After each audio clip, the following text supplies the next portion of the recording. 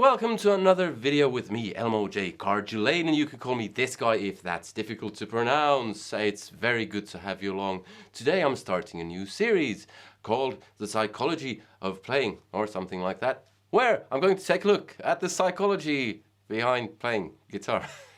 And more specifically, what it takes to become the best. And today I'm going to start off with episode number 1, where I talk about setting goals and why that's so important. So I'll be right back after this intro.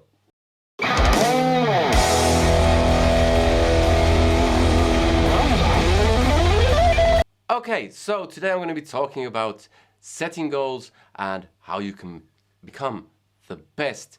With a slight disclaimer, there is no such thing as the best. But there are people who are among the best, and there really isn't any reason why you can become one of the best. Now, not everyone can become the fastest guitar player in the world, but you can become great at something. So, what does that take? Well, it's a tricky question, which is multifaceted and might get a bit philosophical at times in this series, so bear with me. But today I'm going to talk about the importance of setting goals, because that's hugely important. Now, I've been working as a teacher now for quite a few years, 10 years or so, and I've also had private students who I've taught guitar to. Is that the way you say it? I think so.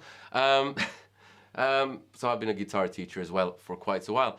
And the biggest problem that I've encountered with students is students who don't have any goals. So what you want to do is you want to have a goal. So for me, when my teacher asked me, what do you want to play? I said, Gary Moore. And basically I wanted to become the best there is. So there was something for me to work towards. So that's number 1. You want the big goal, not just something vague like I want to become the best, but you need something more tangible, more concrete, and it can be a name, it can be a genre, it can be many names, but it's easier if you have one that you work towards, or a few, so that you set out in one direction and don't go in all sorts of directions, or worse still, listen to one direction. Sorry, they're not that bad, actually. Don't really care if you think I'm stupid for saying that. Anyway, if you're veering off in all kinds of directions, that will hamper your progress. But if you have a kind of...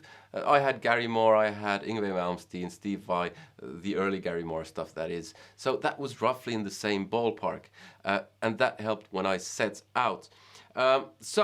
But that's kind of an enormous thing, like an enormous mountain to climb. How do you become Yngwie Malmsteen? How do you go about doing that? Well, what you want to do is, when you're aiming high, first of all, aiming high, if you aim really high, if you don't quite get there, you'll still become very good.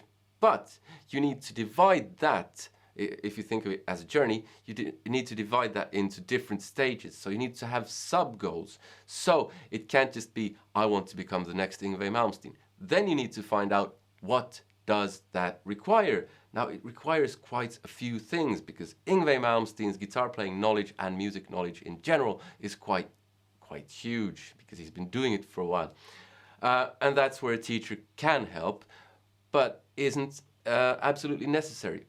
What you need is the motivation, and if you have the goal, you're kind of halfway there. Not playing wise, but at least you're kind of on the way.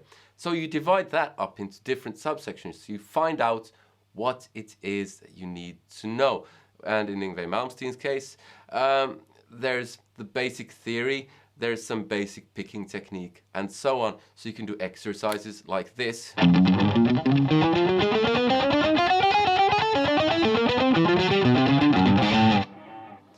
when you set out. That's what I got when I said to my teacher, I want to become Gary Moore, and he gave me that exercise, and he said, get your bends in order and your vibrato, so this stuff.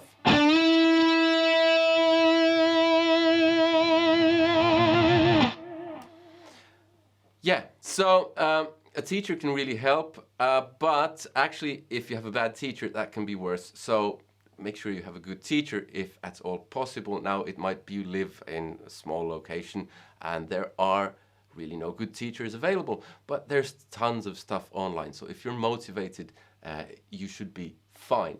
So number one, the big goal. I want to become whoever, Mark Knopfler, Pat Metheny, Yngwie Malmsteen, or whatever, and the same works for any instrument. And then you need to find out what that requires and start doing those things. Get your basics in order first, basic theory and all that.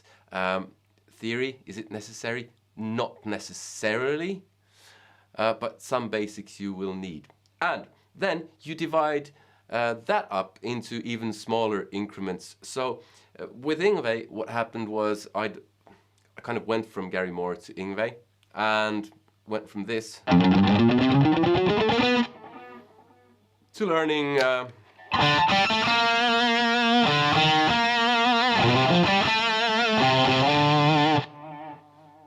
might recognize that song, and then I remember I got into Yngwie really heavily, and then I found his old instructional video, the REH tape, and I just basically learned a bunch of licks. Now what that does is when you break it down to really small chunks, you can measure your progress. You notice that you're progressing, because if you just go like, yeah, I'm going to become Yngwie Malmsteen, and then just start doing stuff randomly, nothing will happen and you'll become frustrated. So you want smaller bits, so you can do songs, you can do licks, you can do techniques, so that you kind of make your bends and vibrato work, you make basic alternate picking work on some level, and you learn a song, and whatever is fun, because that's kind of even more important than having the target or destination. The journey has to be fun, because you want to be playing constantly if you want to become the best. And for that, you can basically you can count the number of licks that you know. So you've learned this.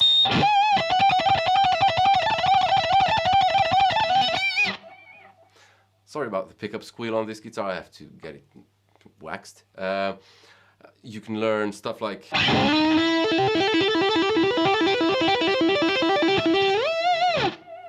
I spent an entire summer just learning eruption on guitar.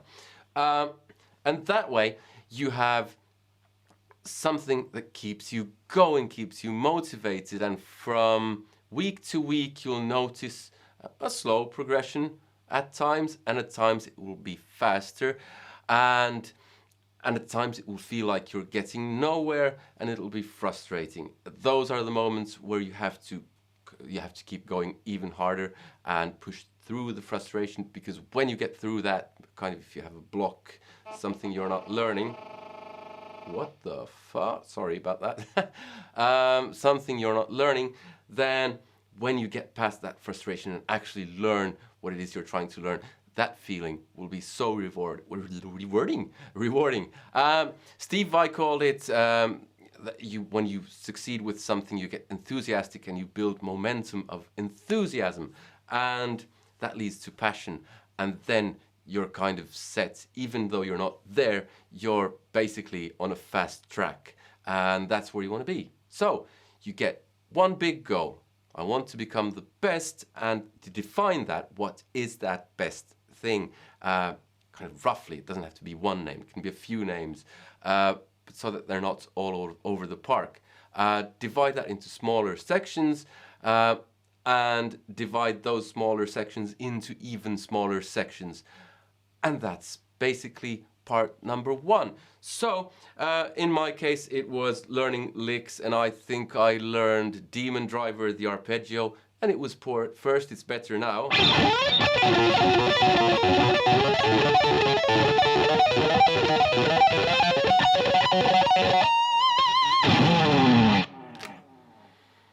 So that was one thing. And when I learned that kind of slowly, at least, I felt very good. Same with eruption.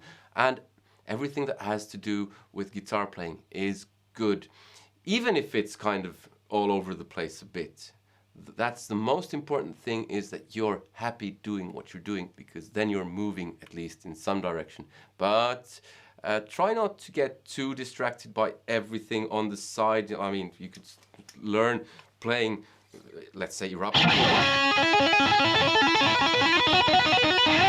and so on, and then you get the idea that, hey, I want to learn this left-handed, and you start doing that, and that'll become, yeah, you won't learn, that'll take time, and it'll, yeah, you see what I mean. Try to stay focused enough so you don't veer off into all kinds of different things and stuff. So yeah, that one big goal, divide it into smaller goals, divide those into smaller goals, and that's the importance of setting goals, because those smaller goals will build momentum, and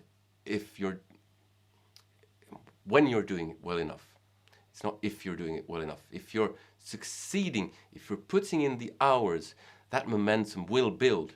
It's not a question of if. If you're putting in the hours, that momentum will build, and that will become a passion, and that's kind of step number one that you need to have. You need to have that passion, because you can't be asking, how many hours do I have to play? You want to be asking yourself, how can I get more hours when I can play? That's what I did. So I started skipping school. Don't skip school, by the way. Yeah, so that's basically video number one, the psychology of playing. I don't know how many of these videos I'll make, because the subject is tricky and it veers off, and some things kind of connect with previous things, and I don't want to get too repetitive. Although I do want to repeat myself to some extent, because repetition is actually very good when you're learning something. So that was video number one. I hope you liked it. Give it a thumbs up, give it a thumbs down if you didn't like it. Comment, let me know what you think, if this kind of thing has worked for you regarding guitar playing or anything else, because I think this works very well for anything. You need a bigger goal and smaller goals, which makes everything more manageable. It helps you it makes you more effective, helps make you more effective. That's what I was looking for. Yeah, so comment, subscribe if you haven't already, hit that bell notification thing, and support me on Patreon, because it helps me make more of these videos. And if you want basic technique and more advanced technique, theory and all that, in one easy, nice place, check out my academy, ejkguitaracademy.com. The link's in the description. I couldn't find an easier name because I'm stupid. And, I want the longest possible website address that I can think of. Yeah, but check that out if you want to. And yeah, I hope to see you in another one, which will be part 2.